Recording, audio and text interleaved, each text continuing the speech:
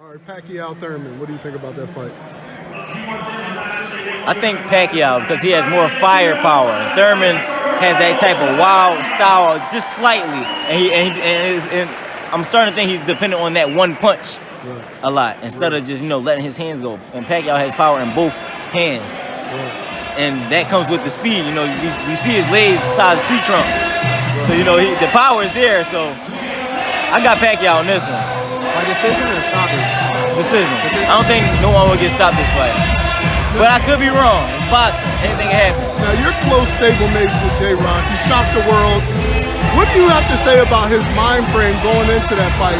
Because everybody was counting him out, including me. I'll be honest. I didn't think he would do that. He knew like it was basically his last shot to really show the world what he had. What was his mindset like going into that fight? Honestly, his mindset was kind of like you've been there before. You've been down before. You took that loss. So it's like you got the cameras. You have everybody around you. And it's like, man, I'm not even worried about that. My mind is focused on this one thing. I'm boxing everybody out, man. I've been there. I took that loss. I know how I feel. I don't want to lose again. And that was his mind concept.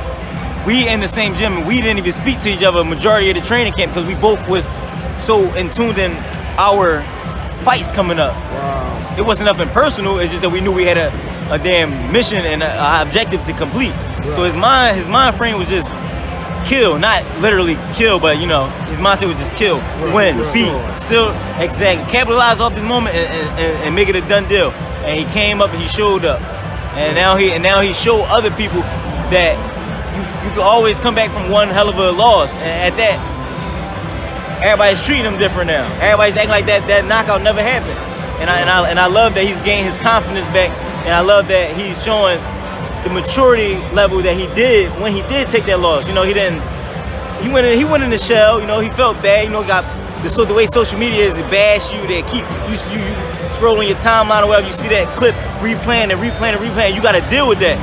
And it's like that's why the emotions that came out inside the ring came out, and now everybody see what other side of him that he's capable of doing. So his whole mind concept was just win, kill, finish the job, and he capitalized off that moment. He did that.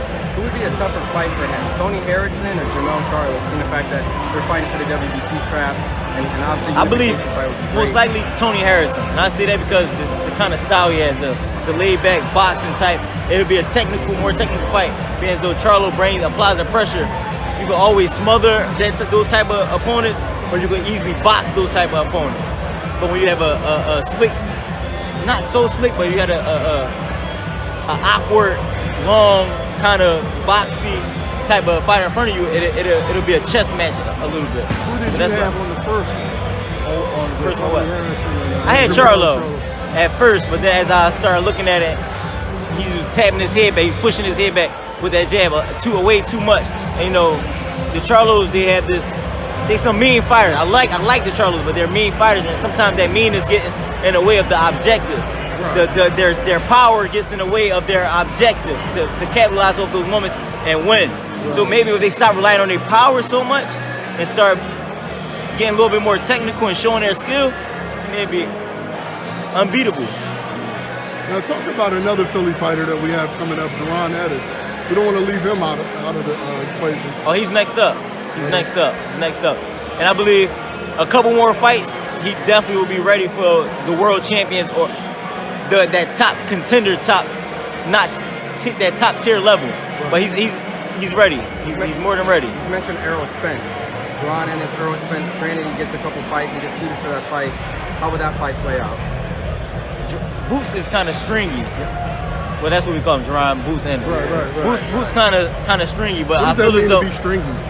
Like he's long and he can. He's like a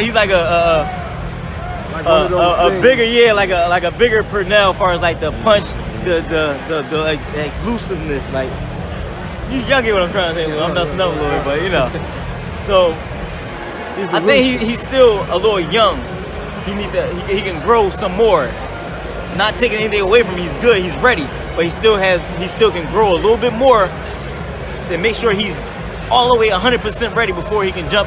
You don't want to rush anything before he can jump in there and take those type of fights. But he's ready. Is that style like I wouldn't say Styles like make fight. tailor-made. Like, Exactly. So that's what I'm saying. Is that style more an advantage for someone to fight into Errol Spence? Like they're using that style like that?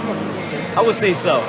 That style can be more beatable to beat Earl, but at the same time, you can't take away nothing from Earl. He's a world champion, and you never know what he's going to bring. And he's still learning himself, and he still has that grown man strength. And you never know any fighter can bring you something different out of another fighter. Just like that Mikey Garcia fight. Everybody thought, oh man, Mikey Garcia just said third. Earl bagged him up majority of the whole fight. Mikey barely threw a punch. Styles make fights. All right, thank you, man.